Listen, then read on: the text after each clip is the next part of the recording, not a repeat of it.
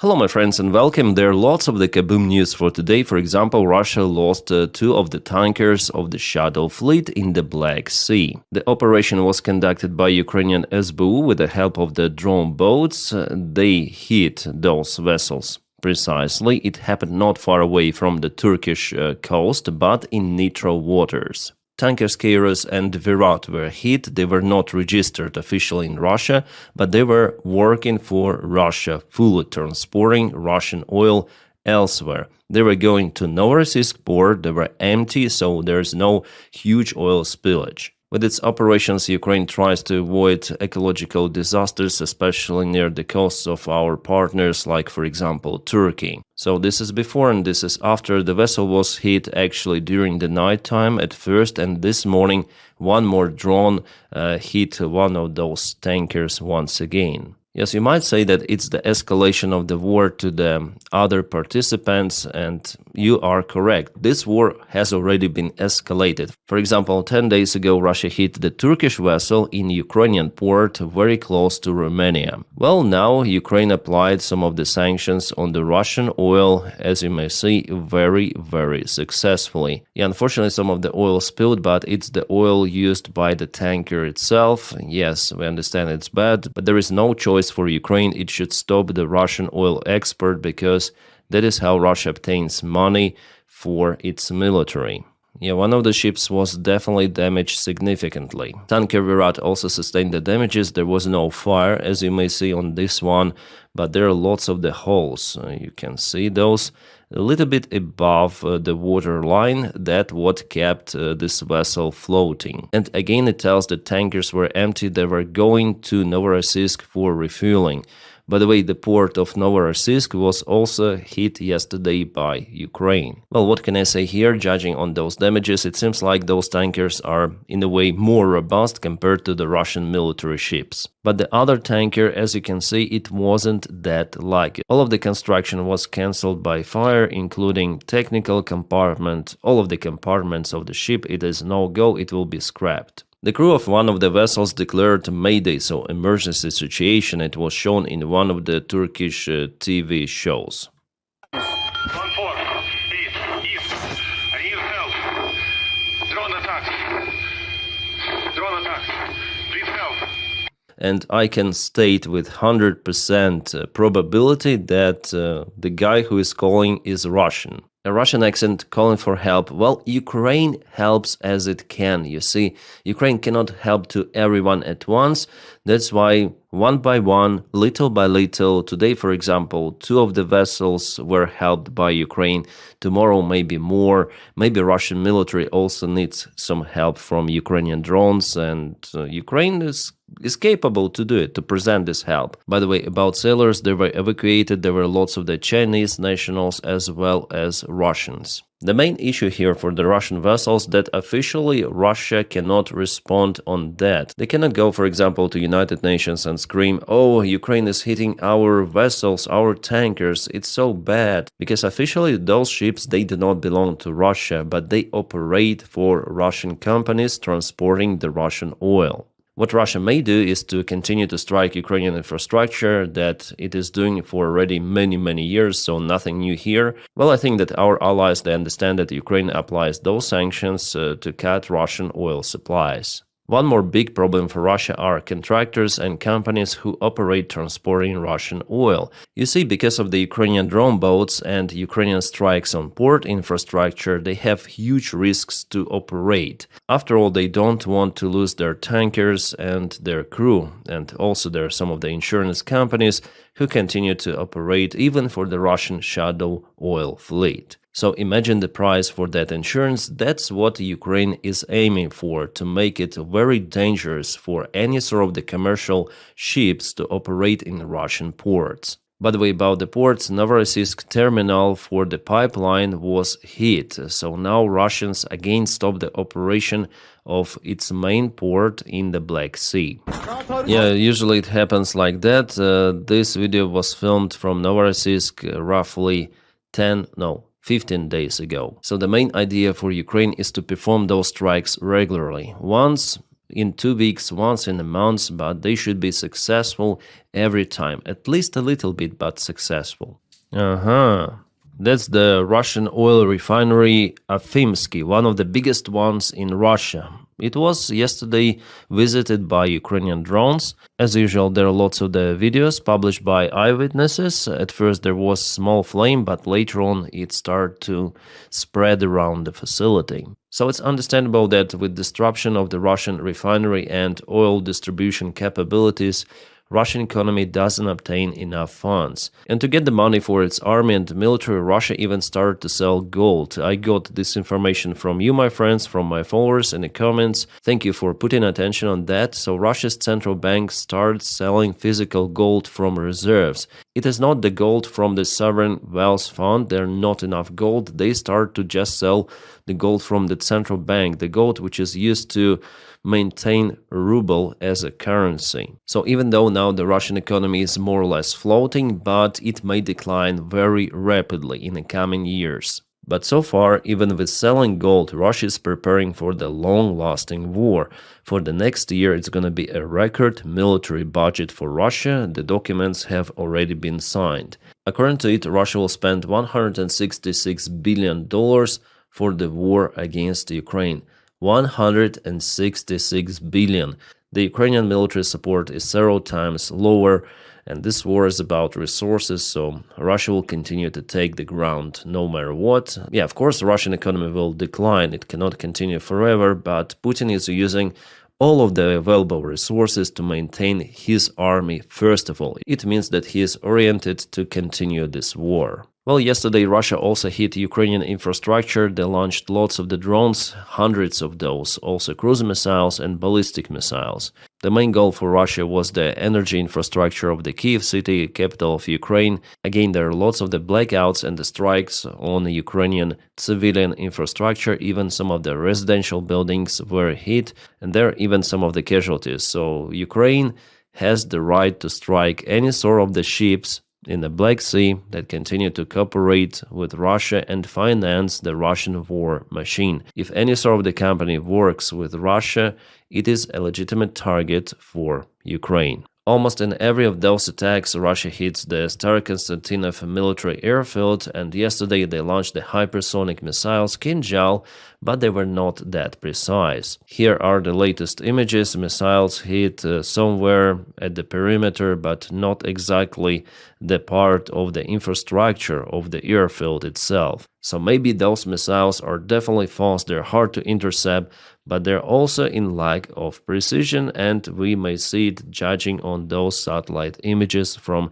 Ukrainian military airfield Starokonstantinov. The precision of Kinjal is maybe even worse than Flamingo, but Flamingo costs $500,000. Kinjal, you understand, yeah, the price.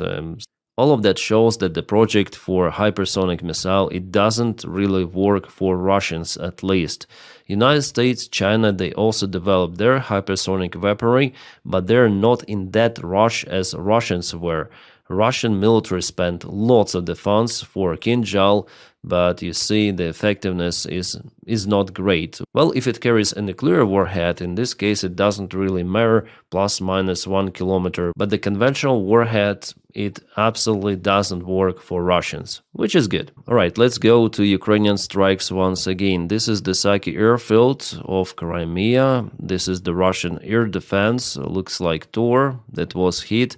This is Panzer 1S, the same airfield, and one more. What is here? This is the control tower. Russians try to intercept Ukrainian drones on the way. I see the aircraft over there, maybe fighter jet, but it doesn't help. Ukrainian drone continue its way to hit lots of the infrastructure out there. Well, it was, I guess, a successful strike on territory of Saki. The Saki airfield is over here, not far away from Yevpatoria. I guess we should switch to the satellite image. You can see the runway. It was hit, by the way, even in 2022. It was the first ground operation of Ukrainian Neptune missiles. Then Russia lost many of the airplanes and also ammunition storage. Since that time, Saki airfield was hit several of the times, and the most recent one happened a couple of days ago. The video that I showed you, Russia lost several of the air defense systems and the other military units. Crimea is under the strikes almost every day. Just military infrastructure, just military. Well, if I open this map, let's go to the frontline updates. Russians moved a little from Rivna-Pilya. It was yesterday, it is today, a little bit advancing, and plus they moved from Zeleny High, which they occupied pretty much fast. They're very close to Gulai Pole. The fight for the settlement will start maybe even the next week, we'll see. Yeah, sorry guys for my voice, I think I got sick a little. And thank you guys for your support, by the way, of my job. I film every day, and it is possible because of your kind support on Patreon and also on membership of the channel. The link for Patreon is in the video description below. If you don't have the opportunity to support me in that way on Patreon, no problem, just press your like to this video and subscribe for the channel. It matters a lot. Thank you guys, you're the best, you're awesome. Let's continue. The Mirnograd and Pokrovsk direction, there was a light movement of the Russian army, but deep state military map doesn't specify it. I'm gonna check another map in a minute. Well, here in Dobropilya direction, Ukrainian army was finally successful. It was officially declared that there is no anymore presence of the Russian army in this northern side, maybe together with this tree line. Well, it was announced by Ukrainian military command that this attack that happened in August was completely cancelled by the capable Ukrainian armed forces. And you see, Ukraine still holds in Mirnograd even. Wow, that's awesome. Well, this update comes from Mayakovsk, and you can see that Russians gained just a little territory. They moved towards Rik part of Pokrovsk, and all of those arrows, they're everywhere. Those are the Russian infiltration attempts. But Ukraine also has the move in a counterattack. The idea is to keep this bottleneck open. I would say this entire area is the gray one. I'm really surprised that our guys are holding in Mirnograd and Pokrovsk for such extended period of time, guys. It is just a miracle, and only possible because of our defenders, their spirit, their heroism. But it is understandable that after all, Russia will occupy Mirnograd and Pokrovsk. It is imminent. But how much time and how many losses Russia spent for it, it is crazy. Yeah, Mayakovsk Analytic also confirms the Russian advancement from Vysoke and from Rivna-Pilya, the same as Deep State military map. Well, those are the only updates we have from the front lines, which is more or less okay. I see that the pace of the general Russian advancement slowed down gradually.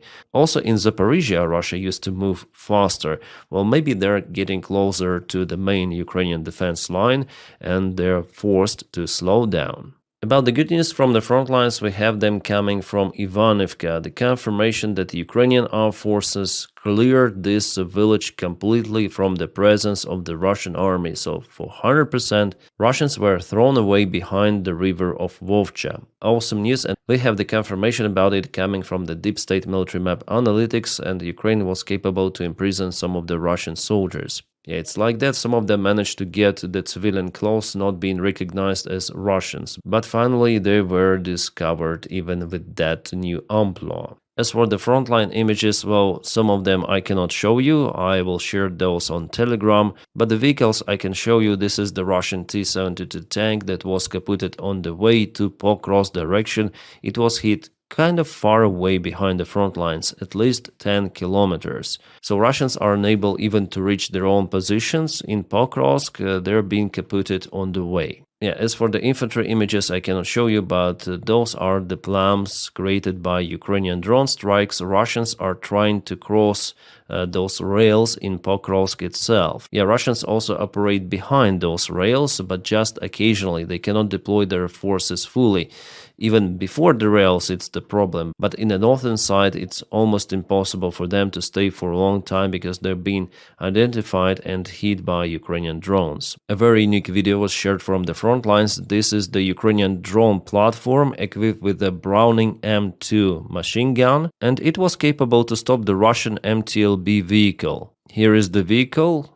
It goes like that, and it was stopped, really. The vehicle passed, the drone turned and smashed it from behind. This is crazy, guys. Real drone wars are out there. We're not far away from complete drone wars. I'm telling you, like in 10 years, maybe 15, something like that, there will be less, way less infantry at the front lines.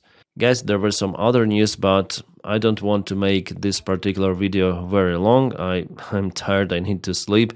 So about political stuff and those negotiations, I'm gonna speak tomorrow, okay? Also with Frontline update, Kaboom update, I hope as usual. And we also gonna look through the international affairs, but long story short, no surprise, Russia wants just to continue the war.